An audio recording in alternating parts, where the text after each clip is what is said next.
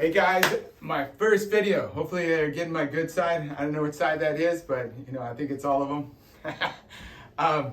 We're gonna be talking today, ice or heat. Which one do I use? Okay, this is what I tell my patients. Ice. Ice is always the number one. Why is that?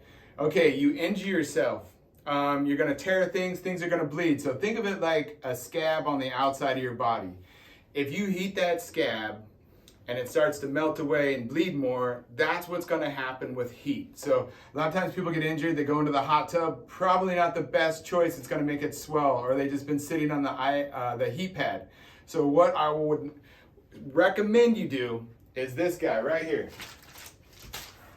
Ice pack. These are cool ice packs. This thing is pretty frozen, actually. So this is one of those loose ones. You don't want to get an ice pack that is solid, hard as a rock. You want to get a nice ice pack that moves around.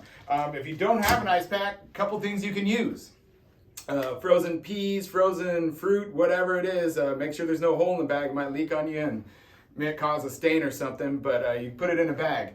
That's the other thing. When you ice, do not put it directly on you. You want to have an ice pack like that, and then you want to get a towel like this guy right here. Put that towel right there, put the ice in. Reason why you want to do that, you can actually burn yourself with an ice pack. So don't burn yourself with an ice pack. Put a towel or something in between you so that you don't burn yourself. So how you want to ice is important too. I recommend 20 minutes on, 20 minutes off, 20 minutes on. The reason why you want to alternate like that, if you fall asleep and you got a big ice pack, what's going to happen is your body's going to have the opposite effect.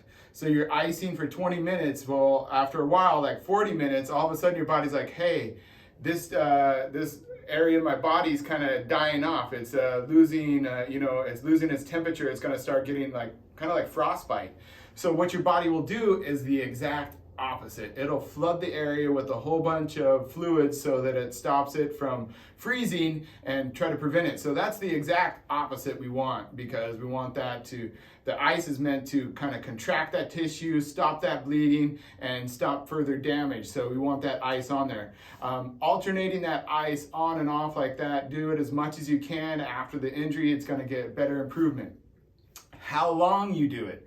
Okay, I always get my patients in this office, I always say a 2-week solid icing regimen will change you a lot. And it helps me a lot, because a lot of times what happens, people come in so swollen, so tight, I can't adjust it. The reason why is that the way the adjustment works on the spine is there has to be space in those capsules to adjust. So when you look at the spine, like this guy right here, what's going to end up happening is if the capsules in here are so tight, so full of fluid, there's no way that air is going to go in there. So it's like a suction cup. You got to get that space in there, and you're going to get that pop like that. So that's how an adjustment works. So if you're so swollen that we can't get those adjustments in, then it's not going to work. So icing helps us a lot to get to where we want to go. So heat, you only use heat if you have an issue with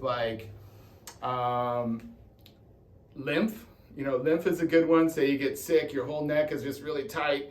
You kind of want to get that lymph tissue moving.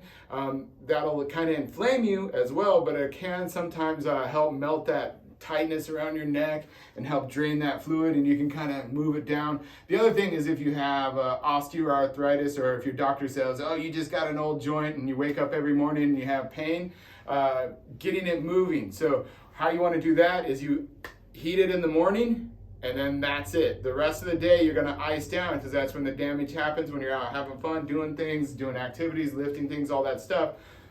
Then you're going to ice afterwards, just like I said. That's the only caveat. Every rule has an exception, and that is one of them. So there's my 2 cents on icing. I hope that helps you out. If you guys have any questions or anything like that, you can always hit us up on TikTok, Facebook, and Instagram.